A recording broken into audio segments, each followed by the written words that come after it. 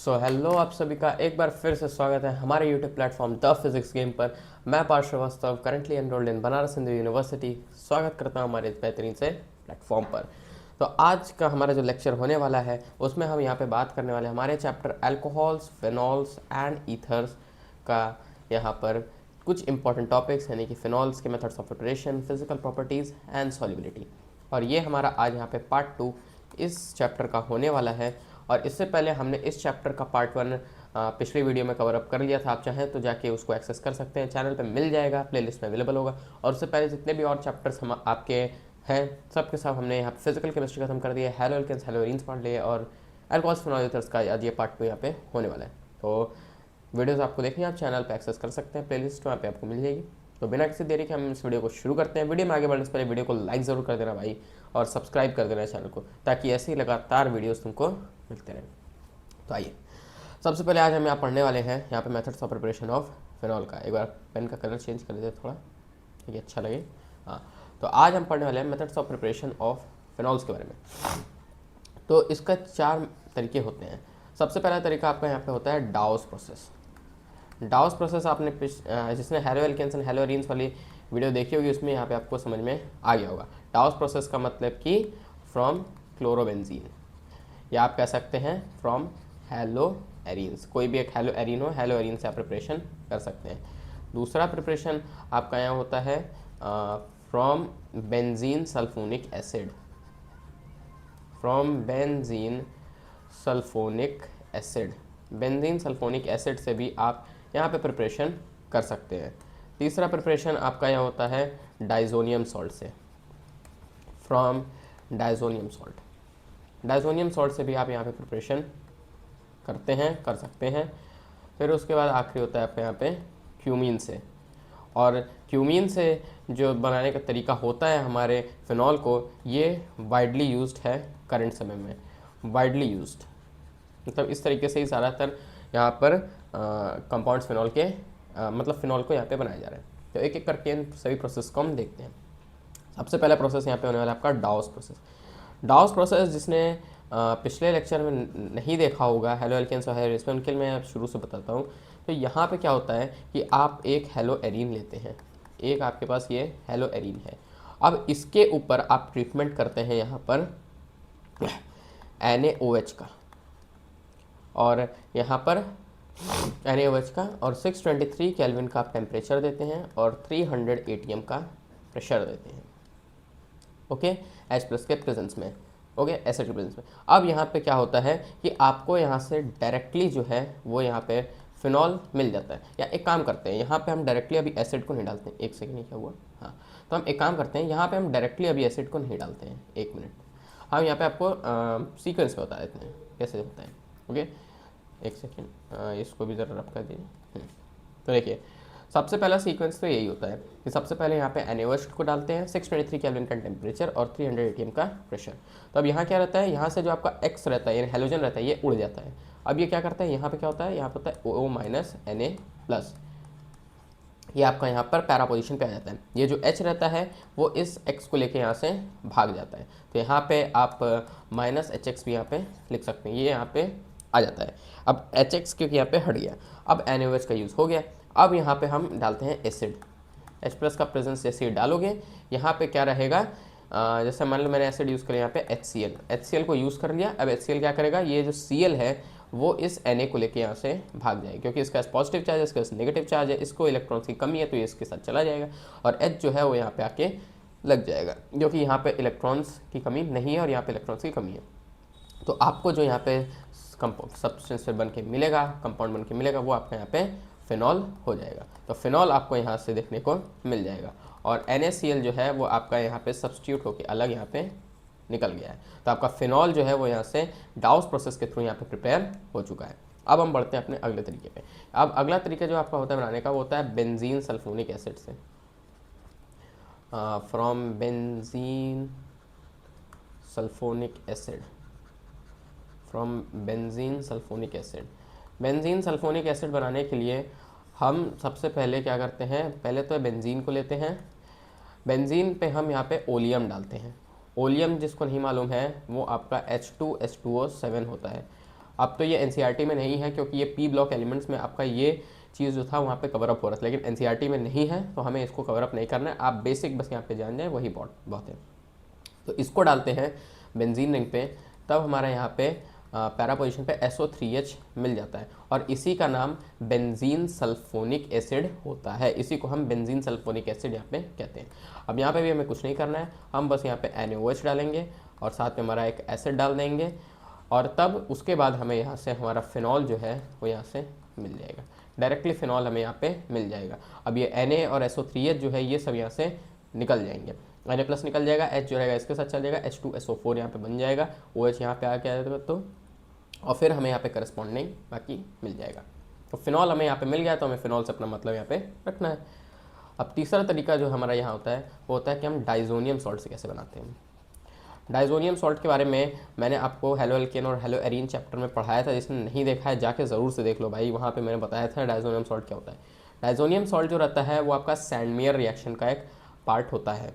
हम diazonium salt वहाँ पे बनाते हैं और फिर उससे हेलो एरीन वहाँ पे प्रिपेयर करते हैं। तो यहाँ क्या है, यहाँ पे हम शुरुआत करते हैं एनिलिन से।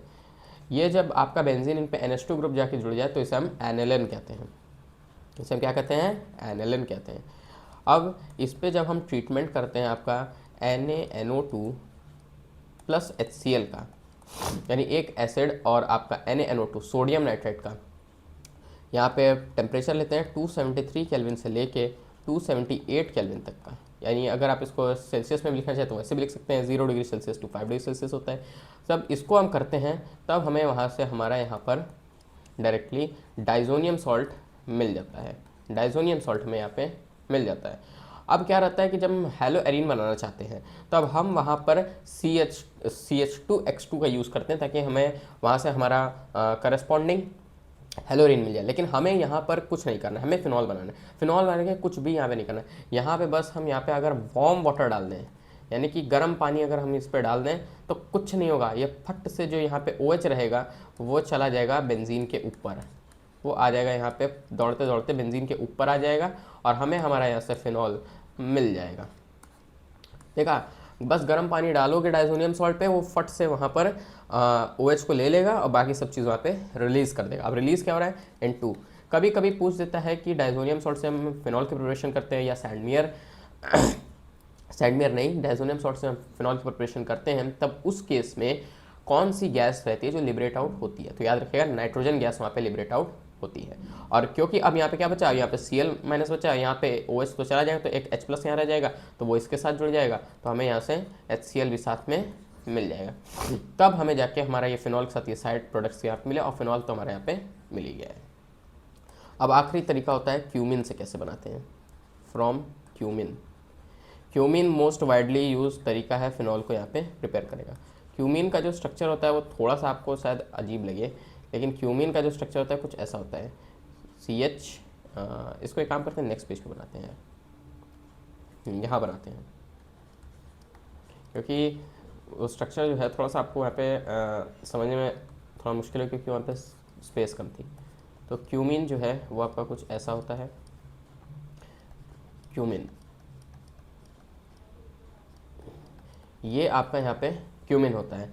अब हम क्यूमिन में क्या करते हैं, सबसे पहले हम यहाँ पे ऑक्सीजन डाल देते हैं। ऑक्सीजन क्यों डालते हैं, ताकि हमारे यहाँ पे पेरोक्साइड का प्रेजेंस हमें देखने को मिल जाए, क्योंकि उसके थ्रू ही हमें हमारा करस्पॉन्डिंग आगे फिनॉल बनाने में हेल्प मिलती है, उसी के थ्रू हम फिर फिनॉल को बना सकते हैं। तो अब ये हमारा, ये तो क्यूमिन था ये तो। अब हमने इस पर पेरोक्साइड का प्रेजेंस डाल दिया तो ये क्या बन गया, ये हमारा क्यूमिन हाइड्रोपेरोक्साइड यहाँ पे बन गया, क्यूमिन हाइड्रोपेरोक्साइड बन गया। अब क्योंकि क्यूमिन हाइड्रोपेरोक्साइड यहाँ पे बन गया, अब क्या होगा, अब हम यहाँ पे बस ट्रीटमेंट कर देंगे एसिड के प्रेजेंस में वाटर का, H+H2O जैसे ही डालोगे, अब क्या रहेगा, ये जितना भी चीज़ यहाँ पे है ये सब का सब यहाँ से उड़ जाएगा, सिर्फ OH को छोड़ के। ये CH3 CO CH3 यहाँ पे निकल जाएगा और इनके बीच में फिर एक डबल बॉन्ड का प्रेजेंस आ जाएगा जब एसिड का प्रेजेंस डालेंगे। तो ऐसे यहाँ पे भी डबल बॉन्ड होता है, ये तो ऐसे लिखा है, ओके। तो अब क्या होगा, यहाँ से OH को बस इसने छोड़ दिया तो OH हमारा यहीं रह गया और साथ में हमारा यहाँ पर CH3 CO CH3 हमारा यहाँ पे एज अ साइड प्रोडक्ट यहाँ पे निकल गया। कभी कभी एग्जाम में क्या रहता है कि हमसे साइड प्रोडक्ट पूछ लेता है कि जब हम क्यूमिन से फिनॉल की प्रिपरेशन करते हैं तो हमें कौन सा compound as a side product मिलता है क्यूमिन की प्रिपरेशन के थ्रू। तो याद रखिएगा ये प्रोडक्ट हमें मिलता है, इसका नाम जो रहता है वो होता है आपका acetone. Acetone as a side product हमें यहाँ पे ऑब्टेन होता है क्यूमिन से फिनॉल के प्रिपरेशन के दौरान। तो फिनॉल तो हमें मिल गया, तो अब बस हमें आगे कुछ नहीं करना है। हम यहाँ पे समझ ही गए 4 तरीके होते हैं फिनॉल को बनाने के। एक आपने देख लिया डाउस प्रोसेस, फिर उसके बाद हमने देखा है बेंजीन सल्फोनिक एसिड से कैसे बनाते हैं, फिर डाइजोनियम सॉल्ट से कैसे बनाते हैं, और सबसे लास्ट में हमने देखा कि क्यूमिन से कैसे बनाते हैं। क्यूमिन जो है इसको स्टार मार्क करके रखिए, बहुत इंपॉर्टेंट यहाँ पे है। इसी से वाइडली फिनॉल को आजकल की जनरेशन में यहाँ पे बनाया जाता है। अब हम यहाँ पे आ गए अपने फिजिकल प्रॉपर्टीज़ पे। फिजिकल प्रॉपर्टीज़ यहाँ पर अल्कोहल फिनॉल की क्या क्या होती हैं। तो यही सेम बात हमने हमारे हेलो एल्केनल और हेलो एरीन चैप्टर में यही बात की थी, वही बात हम यहाँ करने वाले हैं। सबसे पहली बात कि यहाँ पर अल्कोहल और फिनॉल, अल्कोहल एंड फिनॉल की बॉइलिंग पॉइंट का मुद्दा सबसे पहले आता है आपका यहाँ पे बॉइलिंग पॉइंट। तो याद रखिएगा जैसा वहाँ पे बात हुआ था वही सेम बात यहाँ होगा कि जैसे जैसे इन दोनों की साइज़ जो है, जैसे जैसे इन दोनों की साइज़ बढ़ेगी, यानी कि जितना ज़्यादा कार्बन एटम यहाँ पे इंक्रीज करेगा, number of carbon atoms increasing, number of carbon atoms increasing, जितने ज़्यादा कार्बन यहाँ पे बढ़ते जाएंगे, जितने ज़्यादा कार्बन बढ़ते जाएंगे उतनी साइज़ बढ़ेगी। और अगर साइज़ बढ़ेगी तो हमारा बीपीटी भी जो है यानी कि बॉइलिंग पॉइंट वो भी यहाँ पे उतना ही बढ़ेगा। यानी जितना साइज़ लंबा होगा, जितना बड़ा होगा, उतना ही ज़्यादा बॉइलिंग पॉइंट यहाँ पे होगी। और ये अल्कोहल और फिनॉल दोनों के केस में होगी। यानी कि जितना साइज़ बढ़ाते जाओगे, जितना चेन को फैलाते जाओगे, उतने ज़्यादा बॉइलिंग पॉइंट वहाँ पे देखने को मिलेगी। तब इस केस में और क्या होगा, यहाँ पे हमारा सरफेस एरिया भी इंक्रीज़ करेगा। सरफेस एरिया जो है, क्योंकि ज़्यादा स्पेस ले रहा है तो सरफेस एरिया भी हमारा यहाँ पे इंक्रीज़ करेगा। और इसी के साथ हमारा wonder walls force of attraction भी यहाँ पे इंक्रीज़ करता है। Wonder walls force of attraction, wonder walls ये फोर्स होगा, sorry, force of attraction, wonder walls force of attraction, इसको काटना। Wonder walls force of attraction भी हमारे यहाँ पर उतना ही बढ़ेगा।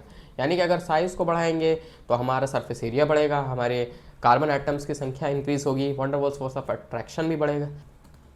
तो हमारा यहाँ पर इतनी सारी चीज़ें यहाँ पे इंक्रीज़ करेंगी। लेकिन ऐसा भी तो है ही है नेचर में कि अगर कुछ बढ़ेगा तो कुछ तो ज़रूर घटेगा, लिमिटेशन कुछ तो आएगी।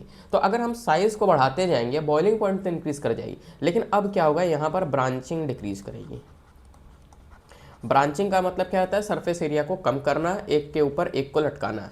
जैसे कि यहाँ पर ये जैसे मान लो डिक्रीज़ कर रहा है, तो अब साइज़ क्या है, जैसे मान लो इतनी लंबी कार्बन की चेन है, ये 5 कार्बन की चेन है, ठीक है। अब हमने क्या किया, इसको छोटा कर दिया।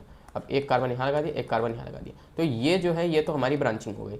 और ये जो है ये हमारी साइज़ हो गई, यानी कि सरफेस एरिया हो गया। अब ये सरफेस एरिया ज़्यादा खा रहा है, लेकिन ये सरफेस एरिया बहुत ही कम खा रहा है। तो सरफेस एरिया कम खा रहा है ये तो बात ठीक है, लेकिन ब्रांचिंग यहाँ पे तो इंक्रीज़ कर गई, यहाँ पे ब्रांचिंग हो गई, लेकिन हमारा साइज़ जो है वो यहाँ पे डिक्रीज़ कर गया। कार्बन आइटम इंक्रीज जरूर किए, लेकिन हमारी साइज, अरे एक मिनट, ये क्या बन गया, सॉरी। तो हमारा यहाँ पे जो साइज़ है वो यहाँ पे डिक्रीज़ हो गया, साइज़ जो है वो यहाँ पे डिक्रीज़ हो गया, साइज़ यहाँ पे डिक्रीज़ हो गया। तो यानी अगर ब्रांचिंग बढ़ेगी, यानी कि अगर ब्रांचिंग इंक्रीज की तो यहाँ पे साइज़ जो है वो यहाँ पे डिक्रीज़ करेगी। इस बात को यहाँ पे गांठ बांध के रख लो, ब्रांचिंग बढ़ने पे साइज़ डिक्रीज़ करेगी, सरफेस एरिया कम होगा, wonder walls force of attraction भी वहाँ पे घटेगा, और नंबर ऑफ कार्बन आइटम्स की वहाँ पे चिंता नहीं रहेगी। ये चीज़ गांठ बांध के रख लो, ब्रांचिंग बढ़ने पे साइज़ हमेशा घटेगी। इन्वर्सली प्रोपोर्शनल इन्वर्स रिलेशन का यहाँ पे होता है। एक केस और यहाँ पे आता है कि अगला बात हम यहाँ पे करते हैं कि यहाँ पे वाटर के साथ इनका नेचर कैसा है, नेचर विथ वाटर, यानी कि पानी के साथ अल्कोहल फिनॉल किस तरीके से अपना रिएक्शन वगैरह करते हैं, नेचर विथ वाटर। तो अब यहाँ पे क्या रहता है, इनका नेचर जो रहता है पानी के साथ ये बहुत ज़्यादा मिसेबल होते हैं। लेकिन मिसेबल कब होंगे, यानी कि अच्छे से घुल जाते हैं। मिसेबल कब होंगे, जब साइज़ यहाँ पर छोटी हो, miscible when size is small, यानी कि अगर साइज़ छोटी है तब तो ये पानी में अच्छे से मिसेबल हो जाएंगे। जैसे मान लीजिए अगर एक अल्कोहल ऐसा है तो ये मिसेबल हो गया, लेकिन अब यहीं पे बहुत सारे यहाँ पे नंबर ऑफ कार्बन बढ़ाते चले गए, फिर OH लगा है, तब यहाँ पे ये इमिसेबल हो जाएंगे। तो ये भी ध्यान हमें अल्कोहल में देना पड़ता है कि ज़्यादा लंबी चेन की अल्कोहल यहाँ पर पानी में यहाँ पे मिसेबल नहीं होती, मीन्स अच्छे से घुल नहीं पाती है, और साइज़ छोटी रहती है तो आसानी से वो घुल जाती है। अब क्योंकि ये आसानी से क्यों घुल जाती है, क्योंकि इंटरमॉलिक्यूलर हाइड्रोजन बॉन्डिंग देखने को मिलती है। इंटरमॉलिक्यूलर हाइड्रोजन बॉन्डिंग देखने को मिलती है। Intermolecular hydrogen bonding in both alcohol and phenol. Alcohol और फिनॉल दोनों में आपके यहाँ पर इंटरमॉलिक्यूलर हाइड्रोजन बॉन्डिंग देखने को मिल जाती है, इसीलिए ये पानी के साथ इनका नेचर बढ़िया रहता है, ये उनके साथ बॉन्ड यहाँ पे फॉर्म कर लेते हैं। इंटरमॉलिक्यूलर हाइड्रोजन बॉन्डिंग होने की वजह से अल्कोहल और फिनॉल जो रहते हैं वो पानी के साथ हाइड्रोजन बॉन्ड बना लेते हैं, इसलिए वो उसमें वहाँ पे सॉल्यूबल भी हो जाते हैं। यही बात हमारी सॉल्युबिलिटी में आएगी। सॉल्युबिलिटी में यही मुद्दा होता है कि हमारा अल्कोहल और फिनॉल जो रहता है पानी के साथ बॉन्ड बना लेता है, क्योंकि इंटरमॉलिक्यूलर हाइड्रोजन बॉन्डिंग उनमें होती है हाइड्रोजन की प्रेजेंस की वजह से, इसलिए पानी के साथ उनका नेचर बढ़िया रहता है, वो सॉल्युबल उसमें हो जाते हैं, लेकिन साइज़ वहाँ पे छोटी होनी चाहिए। तो हमने यहाँ पे बॉइलिंग पॉइंट का किस्सा पूरा देख लिया, साइज़ का देख लिया, branching, van der Waals, force of attraction, सब चीज़ें हमने यहाँ पे देख ली हैं। तो यही आपकी फिजिकल प्रॉपर्टीज़ में इतनी ही बात आपकी यहाँ पर है। अब सॉल्युबिलिटी में, अभी सॉल्युबिलिटी के टॉपिक में हमने जस्ट पीछे कवर किया है, जस्ट पीछे हमने देखा है, जस्ट पीछे हमने यहाँ पर हमने पढ़ा है, हमने पढ़ा है, क्या पढ़ा है कि इंटरमॉलिक्यूलर हाइड्रोजन बॉन्डिंग होने की वजह से अल्कोहल और फिनॉल सॉल्यूबल होते हैं वाटर में, soluble in water due to this. Intermolecular hydrogen bonding की वजह से पानी में सॉल्यूबल होते हैं। अब एक केस आता है, कभी कभी ये पूछ लेता है कि अल्कोहल, फिनॉल और वाटर, इनमें बॉइलिंग पॉइंट किसका ज़्यादा होता है। जैसे मान लीजिए आपके सामने एग्जांपल दे दिया कि एक अल्कोहल है, फिनॉल है और वाटर है। अब इन तीनों में किसका यहाँ पे बॉइलिंग पॉइंट ज़्यादा होगा, हाईएस्ट बॉइलिंग पॉइंट, याद रखिएगा, हाईएस्ट बॉइलिंग पॉइंट किसका होगा। तो इनका जो यहाँ पर एक तरीके से ऑर्डर होता है, उस ऑर्डर को मैं यहाँ बता देता हूँ कि फिनॉल का जो यहाँ पर बॉइलिंग पॉइंट होता है वो हमेशा वाटर से ज़्यादा होता है। फिनॉल का यहाँ पर बॉइलिंग पॉइंट जो रहता है वो वाटर से ज़्यादा होता है। क्यों ज़्यादा होता है, क्योंकि यहाँ पे रेजोनेटिंग स्ट्रक्चर्स बनते हैं, इनके इलेक्ट्रोफिलिक सब्स्टिट्यूशन रिएक्शंस, बहुत सारी चीज़ें ऐसी होती हैं जो हम आगे वीडियो में कवर अप करेंगे। ओके, अब जो वाटर का जो बॉइलिंग पॉइंट होता है वो याद रखिएगा कि फिनॉल से तो कम होता है, लेकिन ये अल्कोहल से ज़्यादा होता है। यानी कि बॉइलिंग पॉइंट यहाँ पर वाटर का बॉइलिंग पॉइंट फिनॉल से कम और अल्कोहल से ज़्यादा होता है। तो अगर हम इसका एक ऑर्डर लिखें तो सबसे ज़्यादा यहाँ पर फिनॉल का होगा, फिर यहाँ पे वाटर का होगा, फिर हमारा यहाँ पे अल्कोहल का होगा। तो ये एक ऑर्डर यहाँ पे चलता है। और एक चीज़ और याद रखिएगा कि बॉइलिंग पॉइंट जो रहता है वो अल्कोहल और फिनॉल का, अल्कोहल एंड फिनॉल, ये मैं शॉर्ट में लिख रहा हूँ, इनका जो बॉइलिंग पॉइंट होता है ये ग्रेटर होता है, ये ज़्यादा होता है। ये यहाँ पे इज़ लिखना मैं भूल गया था, is greater than other compounds. यानी कि जो दूसरे कंपाउंड्स आपके यहाँ पर होते हैं, जैसे कि आपका यहाँ पर एग्जांपल के तौर पे अगर मैं लूँ, जैसे कि आपका ईथर हो गया, ईथर्स हो गए, हाइड्रोकार्बन्स हो गए, तो इन ऐसे कंपाउंड से इनका बॉइलिंग पॉइंट जो रहता है वो ज़्यादा होता है with comparable molecular masses. Molecular masses को यहाँ पे कंपेयर करके देखेंगे उस केस में, तब भी यहाँ पे ऐसा होता है, with comparable molecular masses, comparable molecular masses. तो इतनी ही बातें आज के वीडियो में यहाँ तक के लिए थी। फिजिकल प्रॉपर्टीज़ को हमने देख लिया, सॉल्युबिलिटी क्यों होती है वो भी देख लिया, किस फिनॉल, वाटर, अल्कोहल में किसका यहाँ पे बॉइलिंग पॉइंट ज़्यादा होता है, क्यों होता है वो भी देख लिया। फिर हमने यहाँ पे methods of preparation of phenols भी देखा, और इसी के साथ अब हमारा यहाँ पे पार्ट 2 जो है वो यहाँ पे ख़त्म हो चुका है। आई थिंक आपको यहाँ पर वीडियो यहाँ पे अच्छी लगी होगी। वीडियो अच्छी लगी तो वीडियो को लाइक कर देना, चैनल को सब्सक्राइब करके बेल नोटिफिकेशन कॉल पे सेट कर लेना, ताकि ऐसे ही इन्फॉर्मेटिव कंटेंट और सीखने वाली चीज़ें आपको लगातार प्रोवाइड होती रहें। चैनल पर बने रहोगे तभी तो मिलेगा, नहीं बने रहोगे तो कैसे मिलेगा। तो ऐसे ही अच्छी बातें करते रहो, चैनल को सब्सक्राइब करते रहो, पढ़ाई करते रहो, ताकि बढ़िया से बढ़िया नंबर स्कोर हो जाए तुमसे, और तुम अच्छे अच्छे सेंट्रल यूनिवर्सिटीज़ में जाकर अपना एडमिशन ले लो, चाहे वो जहाँ पे भी हो, जहाँ भी तुम्हारा एम हो। ओके, तो इसी के साथ अब इस वीडियो को एंड करते हैं, मिलते हैं फिर किसी एक नए वीडियो में। तब तक के लिए टेक केयर, गुड बाय, मस्त रहें and all the best for your future.